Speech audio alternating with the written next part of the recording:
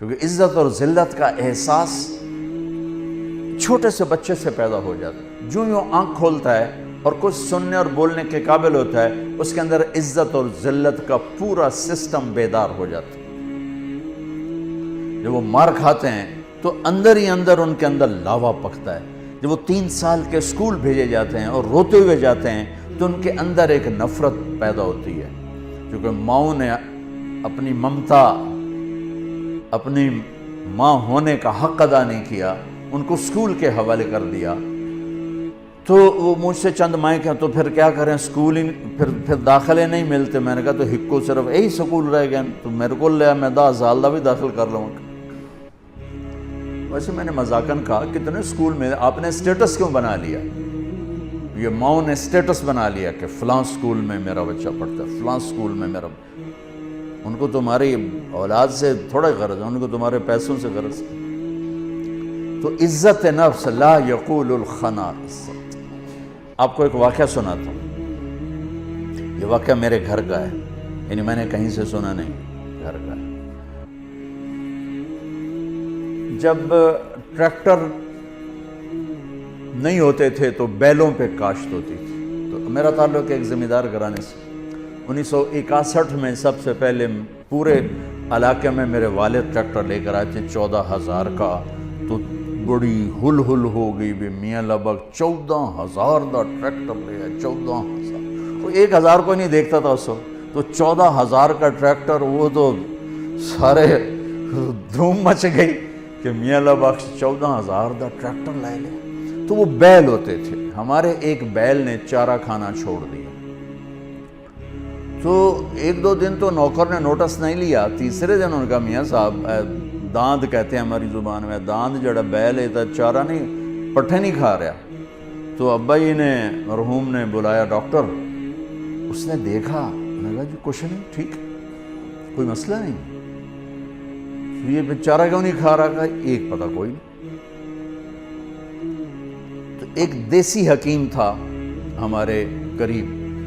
تو والد صاحب مرحوم نے گھوڑے پر ایک نوکر کو بھیجا کہ جاؤ اس کو اٹھا کے لاؤ.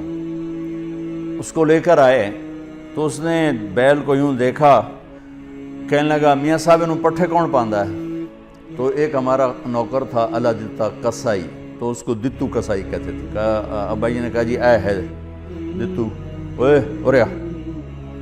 اس کو بلایا، بیل کے سامنے بٹھایا، جوتا اتارا اور 5-7 اس کے سر میں مارے، ٹھا ٹھا ٹھا. کہنا جی پٹھے پاؤ. پٹھے پائے تو وہ کھانے لگا. یہ میں آپ کو گھر کا واقعہ سنا رہا ہوں، گھر کا، سنائی نہیں سنا رہا ہوں، اپنے گھر کی بتا رہا ہوں.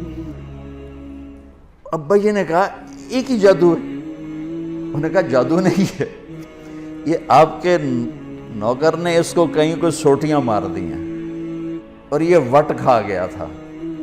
اس کو غصہ چڑھا ہوا تھا کہ میں نے اس مارے کیوں، میں تو چنگا بھلا کام دے رہا.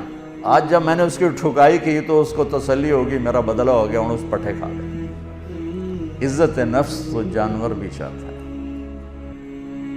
ہم ماتحت کو ذلیل کریں، اوپر والوں کو مکھن لگائیں، نیچے والوں کو ذلیل کریں. یہ مائیں اپنے بچوں کو ماریں بھی صحیح، پھر کہیں ان کی وہ خدمت بھی کریں. یہ کیسے ہوگا؟ اور ایک واقعہ میرا چشمدید ہے.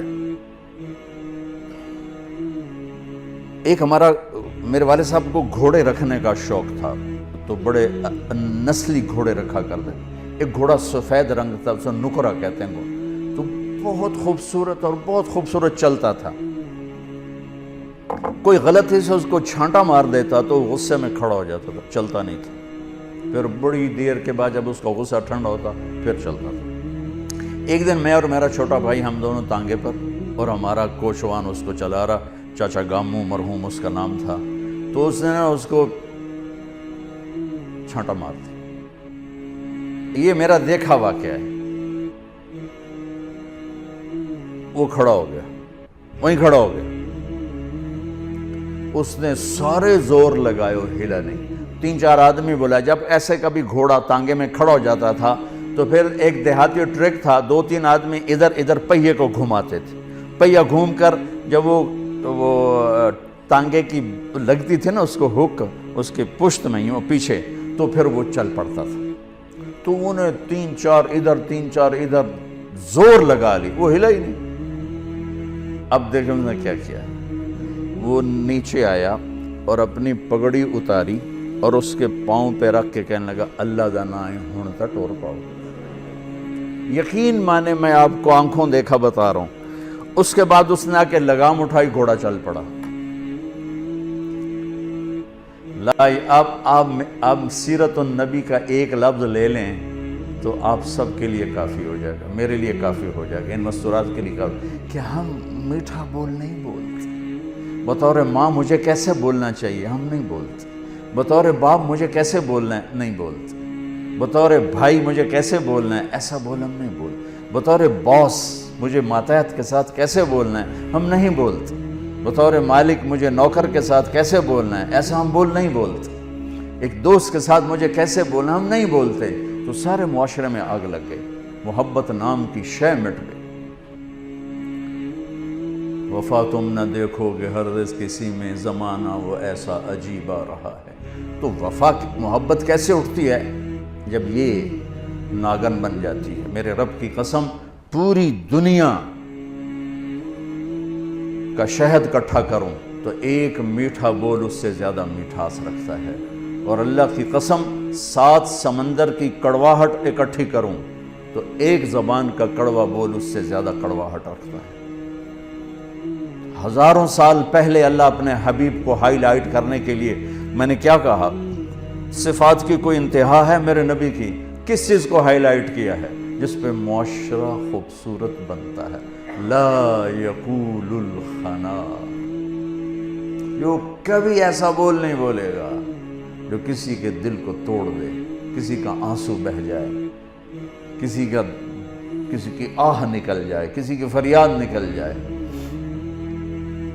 میرے نبی نے فرمایا اسلام کا سب سے مضبوط عمل آپس میں محبت کرنا ہے. اور محبت کیسے پیدا ہوتی ہے؟ میٹھے بول سے, اچھے اخلاق سے. محبتوں کو پیدا کرنے کے لیے پیسہ نہیں چاہیے, سرمایہ نہیں چاہیے, عہدہ نہیں چاہیے. عہدے کی عزت صرف آپ کے سامنے ہوگی, 4 قدم باہر جا کر آپ کو گالیاں نکالیں گے.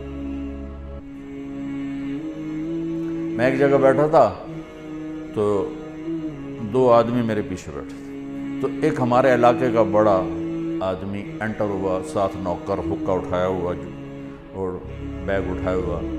یہ دونوں نے تسبیح نہ اے فلانا, اس کی ماں بہن ایک کر دی. اتنی گالیاں اس کو نکل. اور جب وہ قریب آیا, سردار صاحب آؤ نا, تشریف تو لے آؤ نا. وہ سردار دا کلہ ہور چا ہو گیا, میری تو بڑی عزت ہے, حالانکہ مجھے تو پتہ تھا کیا عزت ہوئی ہے. یہی آبلوں کے ساتھ ہوتا ہے.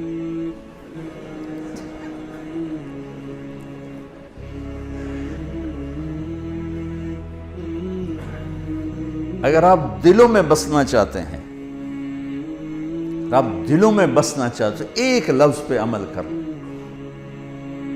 جانور بھی آپ سے پیار کریں, انسان تو انسان ہے, جانور بھی آپ سے ایک زبان کا بول میٹھا کر. کتنی ہی کڑواہٹ ہو پی جائیں, پی جا ایام کی تلخی کو بھی ہنس کے ناصر, غم کے سہنے میں بھی قدرت نے مزہ رکھا. سبحان اللہ. میرے نبی نے فرمایا, معاذ تمہیں ساری شریعت کا خلاصہ بتاؤں. اور کس کو کہہ رہے ہیں؟ معاذ بن جبل کون ہے؟ آپ نے کہا میری امت کے علماء کا جھنڈا معاذ کے ہاتھ میں ہوگا. اتنے بڑے آدمی. اور ان کو سمجھایا ایسے جیسے معصوم بچے کو سمجھا. معاذ تجھے پوری شریعت کا خلاصہ بتاؤں؟ کہ جی بتائیں. تو آپ نے یوں کیا, پہلے فزیکلی زبان نکالی, پھر فرمایا کف ھذا, معاذ اسے قابو میں رکھو. اور اس کو تعبیر کہہ دیے شریعت کا خلاصہ. پورا دین زبان کے اندر بند کر دیا. زندگی, معاشرت, ہر چیز کو کہا اسے قابو میں رکھو. کہ یہ کھل جائے تو سارا معاشرہ بے قابو ہو جاتا, اور سارا معاشرہ امبیلنس ہو جاتا. اور یہ قابو میں ہو تو گھر آباد, عزت محفوظ, رشتے آباد، محبتیں باقی۔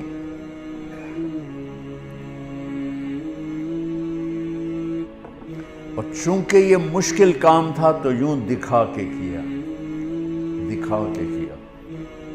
کہ معاذ اپنی زبان پہ قابو رکھو۔